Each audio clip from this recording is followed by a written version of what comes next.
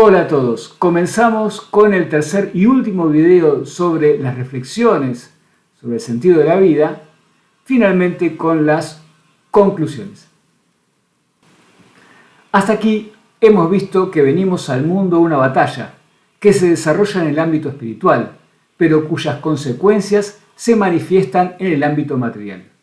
Luego vimos que en esta guerra debemos optar por seguir a Cristo, y así no solo estar del lado del ganador al final del mundo, sino que también lo más importante es poder ser salvados, para vivir junto a Dios en el paraíso.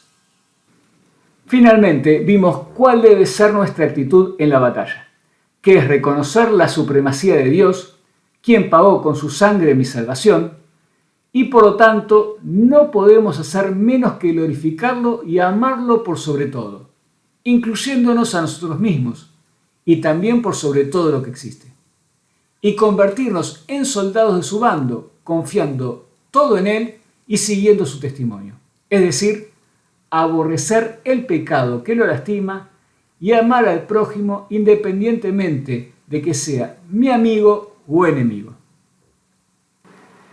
Para lograrlo hay que servir a los demás en la vida en pos del bien común, el bien real y no del bien aparente, viviendo y transmitiendo la verdad con fe y esperanza a través de la caridad, para que todos puedan ser salvados y mejorar así el mundo actual, al que denominamos el campo de batalla.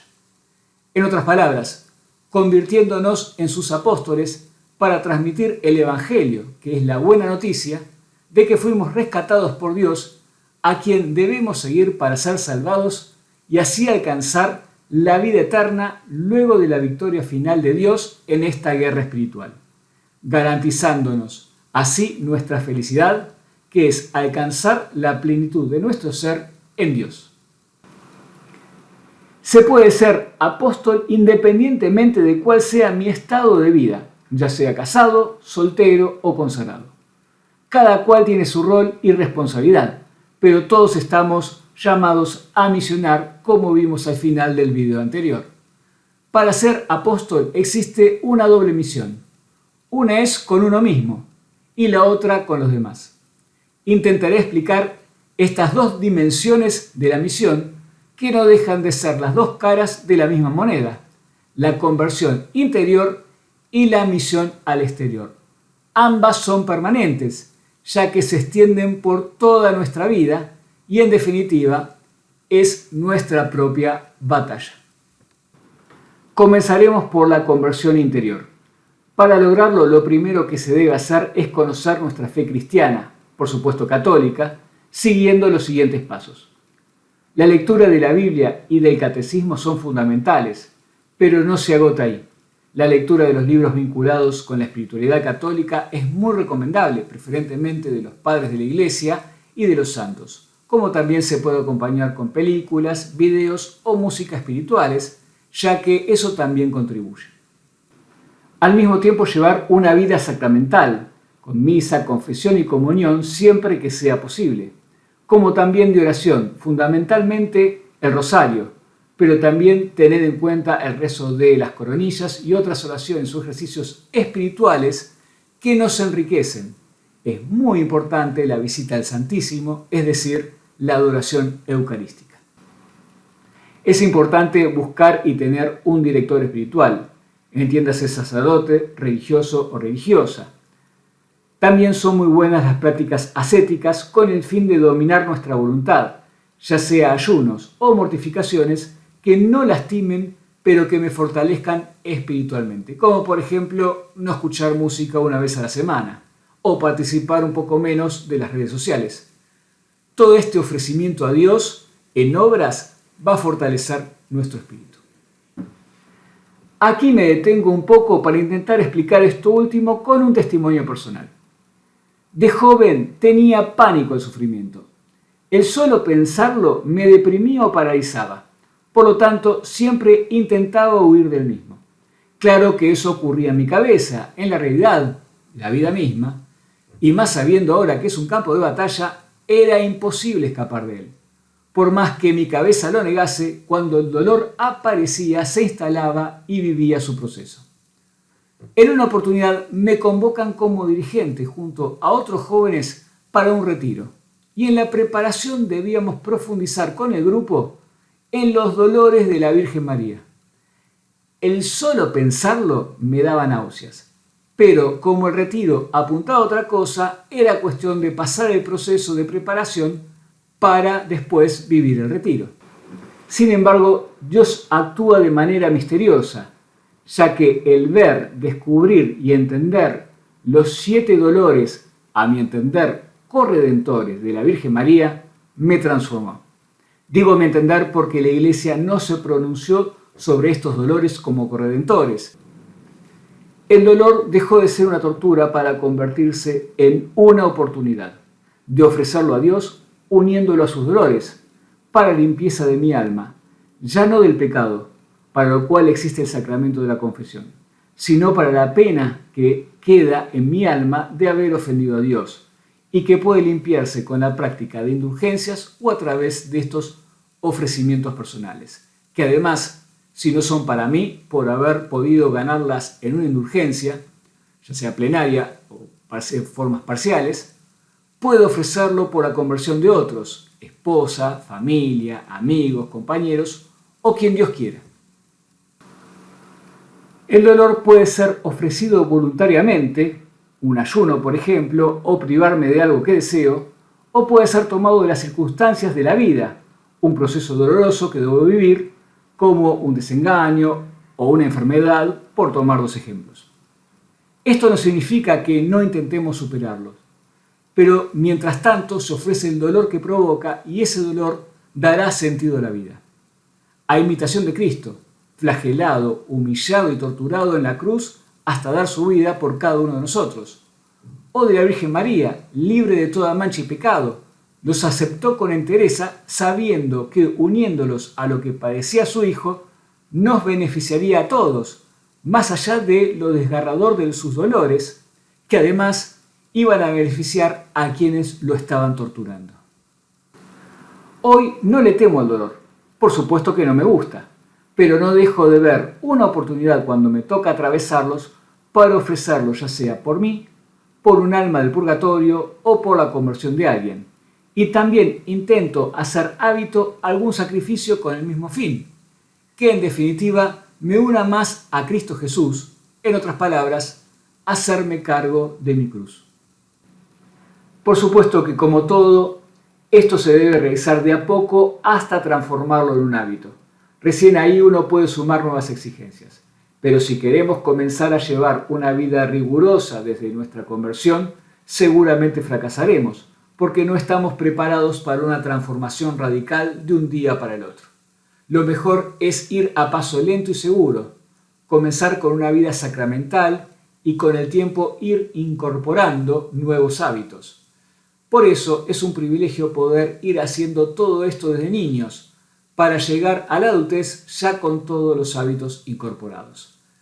También es importante la realización de cursos y de retiros espirituales porque nos ayudan a crecer en ese sentido. Por otro lado, nuestra dimensión espiritual nos pide todo esto, pero el no saber interpretarlo puede llevarnos a incorporar hábitos que no sean tan buenos, como caer en las prácticas espirituales del movimiento de la nueva era, bajo un sincretismo demoníaco, realizar mortificaciones buscando una apariencia exterior que tal vez no sea la nuestra, con ayunos muy rigurosos, operaciones, tatuajes y cosas del mismo estilo que nos terminan vaciando y sofocando en lugar de plenificarnos. Por lo cual, también es fundamental no intentar hacer solos el camino de la conversión y de misión. Somos seres sociales, por lo que necesitamos del prójimo para desarrollarnos en todo sentido, y en la vida espiritual también. Por lo tanto, es importante contar con una comunidad de apoyo para poder crecer armónicamente en el espíritu, comenzando por nuestra familia, pero también con amigos que nos permitan armar una reunión de grupo de oración donde se comparta la vida a la luz de la fe, como también una comunidad parroquial o de alguna institución o movimiento de la Iglesia Católica. Siempre es recomendable. De esta forma lograremos una conversión importante que nos fortalezca y nos plenifique espiritualmente, nos aleje del vacío existencial y nos conduzca a la santidad. Esto no significa la renuncia al desarrollo personal y social en esta vida, sino incorporar hábitos que nos permitan darle sentido y disfrutar de las grandes y pequeñas cosas. He escuchado más de una vez en reuniones con amigos cuya vida espiritual no han desarrollado, y al ver que ya estamos en la segunda mitad de nuestra existencia terrenal, decir lo importante en esta vida es pasarla bien, viajar y disfrutar de buenos placeres, como una buena comida, un momento íntimo con su esposa, y enseñar a sus hijos que lo importante es trabajar para conseguir el dinero que permita todo esto. Y me he quedado reflexionando sobre lo triste que es ese comentario, porque expone nuestra finitud y la desesperación de encontrar constantemente el placer para incentivar nuestra vida. Con esto no digo que sus planteos estén mal, solo pienso que eso no puede ser lo más importante de la vida o el motor de la misma, porque no deja de ser un inmanentismo insoportable, que debe ser llenado con placeres que tapen un vacío imposible de llenar. Por eso, luego y a pesar de poder alcanzar esos objetivos, de todas formas caen en depresiones, angustias, tristezas, psicólogos, fármacos, sincretismos religiosos que aparentemente no tendrían sentido atendiendo una vida puramente terrenal, pero que es el reclamo de una vida espiritual convaleciente. Si llevamos una vida espiritual sana, atendiéndola con estos hábitos que acabo de mencionar, nuestra vida terrenal cobrará sentido en las cosas que hagamos y sabremos darle la importancia y jerarquía a cada cosa. Por lo tanto, se podrá vivir aquello que estos amigos plantearon, pero no como una prioridad, sino como una oportunidad de la vida, siempre y cuando no sea dejado de lado aquello que le da sentido y me planifica. De esta forma podemos encontrar el equilibrio de nuestro ser. Concluida la explicación de la conversión interior, en la que espero haber sido claro, y aclarando además que la misma no está agotada, sino que es simplemente una introducción al tema, paso a hacer lo mismo con la misión exterior. La misión exterior es dar a conocer esta verdad con la palabra y con la vida de uno, para que sea un reflejo de la luz de Cristo. Tarea nada fácil. En la actualidad, la palabra debe preceder al ejemplo de vida en los lugares donde no llegó el Evangelio, los que se conocen como misiones adyentes, es decir, algunos lugares de África y Asia, lo cual está fuera de la realidad de la mayoría de nosotros, que vivimos en el mundo occidental. Aquí es al revés, primero se debe predicar con el ejemplo para luego pasar a la palabra o por lo menos dejar en claro por qué obramos así. Esto se da por la siguiente razón. Occidente ha sido evangelizado, pero luego desevangelizado. Y ahí está el gran inconveniente. Porque como ya hemos explicado en los videos anteriores, la desevangelización se ha realizado a base de grandes mentiras, principalmente atacando a la Iglesia y permitiendo así la introducción de nuevos hábitos con nuevos valores viciados, es decir, antivalores cristianos carentes de virtud, por lo cual no conducen a la planificación del ser, sino al vacío existencial. La civilización moderna global en la que estamos se apoya en estos nuevos valores y las consecuencias llevan al suicidio propio de la humanidad. Sin embargo, el relato ha sido tan bueno que la mayoría de las personas creen que este mundo actual es mejor al que se vivió en la civilización cristiana occidental, es decir, al mundo anterior, por lo que lo malo no les parece tan malo o por lo menos no creen que les pueda afectar en lo personal. Razón por la cual la nueva evangelización presenta desafíos difíciles de sortear, por lo que intentaré a partir de ahora ver cuáles son esos desafíos para lograr la nueva evangelización en el mundo occidental. En primer lugar, cuando llama a la iglesia santa y prostituta, habla de que la iglesia es santa porque es el reino de Cristo y su cuerpo místico en la tierra está conducida por el Espíritu Santo. Por lo tanto, la iglesia como tal no puede ser un antro de perdición, como pretende mostrar la propaganda modernista o como la consideran los reformistas.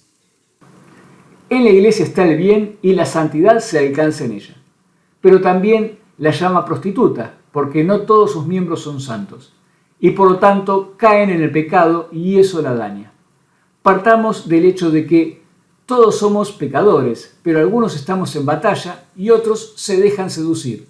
De estos últimos también encontramos en la Iglesia. Sin embargo, no son ni todos ni la mayoría. Pero como dice el refrán, cuando un árbol cae hace mucho más ruido que un bosque que crece. Dentro de la Iglesia ocurre lo mismo. Y así pasa en la Iglesia, conformada por todos los bautizados. Ha tenido y tiene santos sacerdotes, como también malos, santos papas, como también malos, santos laicos, como también malos. Sin embargo, son mucho más los primeros, mientras que los segundos hacen mucho más ruido. De los segundos se han agarrado los enemigos, generando un relato que no condice con la realidad, pero en el cual culpan a la Iglesia de todos los males de la humanidad, logrando que la mayoría de los bautizados termine siendo indiferente a su fe. Hay que reconocerles que han hecho bien su trabajo, pero ni la Iglesia, cuerpo místico, ni institución o reino sobre la tierra ha sido ganada por el mal, aunque lo intente. Por lo tanto, este es el primer desafío a sortear en una reevangelización. También, como dice el padre Javier Olivera Rabasi, la Iglesia no es la dueña de la verdad, sino su administradora. Es decir, la verdad fue revelada por Cristo e interpretada por los padres de la Iglesia, de donde nos llega la tradición y sirve como guía al magisterio. Los padres de la Iglesia son los que han recibido la buena noticia directamente de los apóstoles o sus discípulos y han plasmado en sus escritos la interpretación correcta de la palabra. Está en la Iglesia defenderla y traerla a la realidad. Por lo tanto, no puede cambiar la verdad, ni siquiera modificarla, por más que muchos pretendan hacerlo desde afuera y también desde adentro. Pero el enemigo ha logrado generar confusión dentro mismo de la Iglesia institución, donde se perciben dos corrientes distintas, unos llamados conservadores, porque se mantienen unidos a la tradición y al magisterio, otros progresistas que bajo la excusa de adaptar la Iglesia a los tiempos que corren, pretenden cambiar dogmas y valores atentando contra la tradición y el magisterio, con nuevas y reveladoras interpretaciones de la palabra que contradicen 2000 años de historia. Por lo tanto, es importante no dejarse llevar por esta última corriente, donde se ve claramente la guerra espiritual y los avances del enemigo. Y a partir de aquí encontramos los desafíos más difíciles. El ser humano actual, modernista por el hecho de vivir en estos tiempos, ha abandonado los valores cristianos e incorporado los valores de la modernidad, sin darse cuenta que atentan contra su fe cristiana. Por lo tanto, cuando entramos en temas morales, entran en contradicción, ya que lo que pide la Iglesia se opone al estilo de vida actual, haciendo que la evangelización sea mucho más difícil. Hay cuestiones que el mundo actual no considera malas, pero que en la realidad lo son.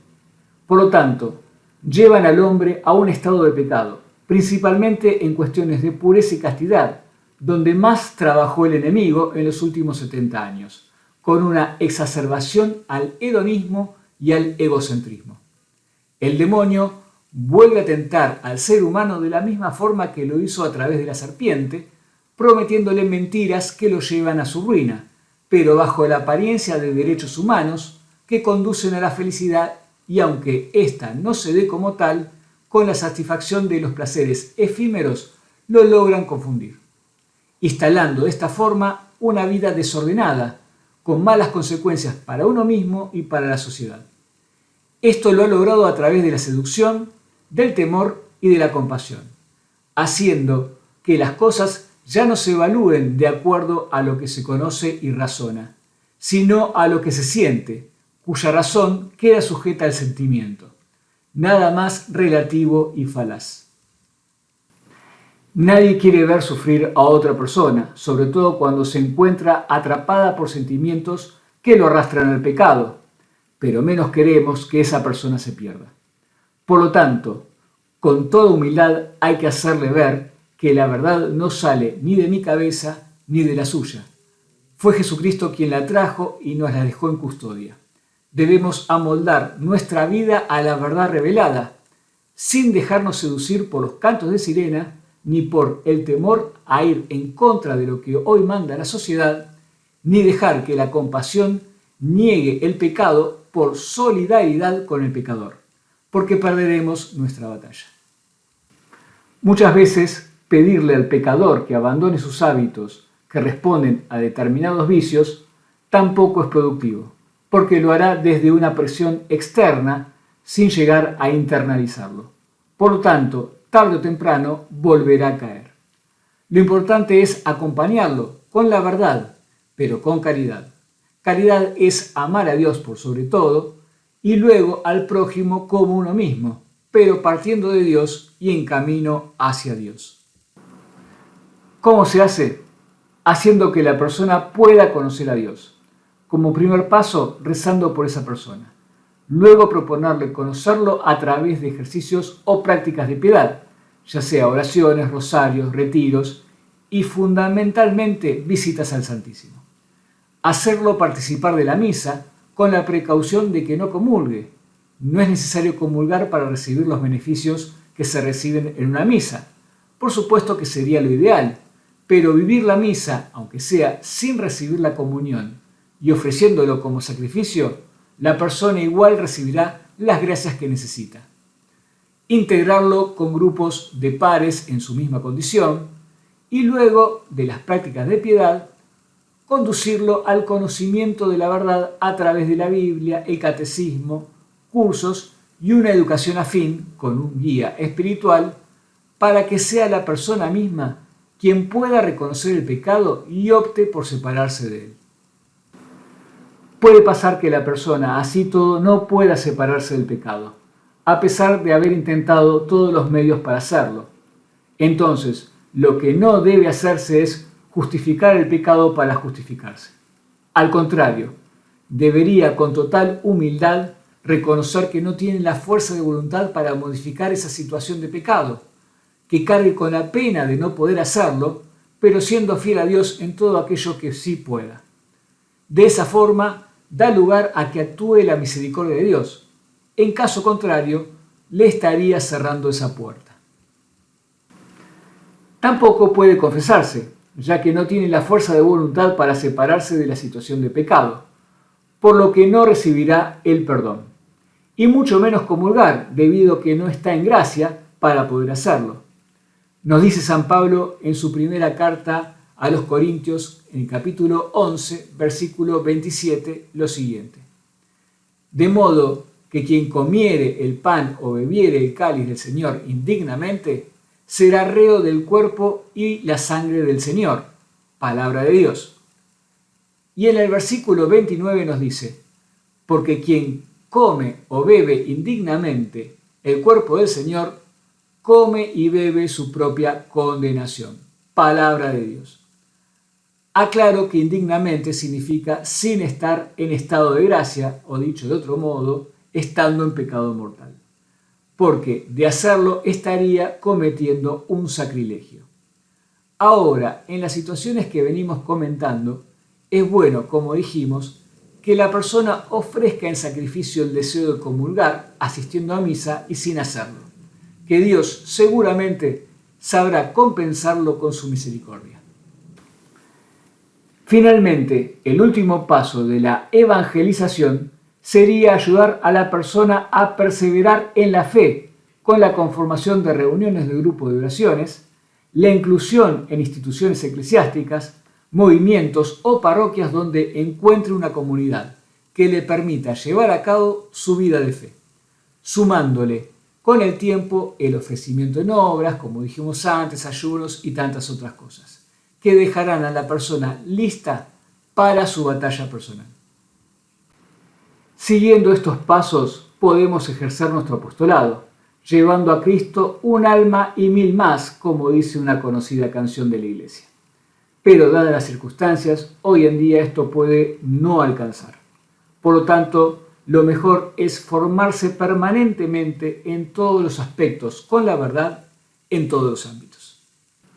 Y aquí vengo yo a contribuir dejando mi granito de arena con estos videos, dando una interpretación de la historia del mundo bajo una perspectiva histórica católica que sirva de disparador para conocer otra versión a lo que nos cuentan hoy y que luego cada uno pueda, por sus medios, investigar y profundizar la realidad del mundo en que vivimos y así encontrar el sentido de su vida teniendo en cuenta su batalla personal en esta guerra espiritual. Dios los bendiga y gracias por ver y escuchar estos videos.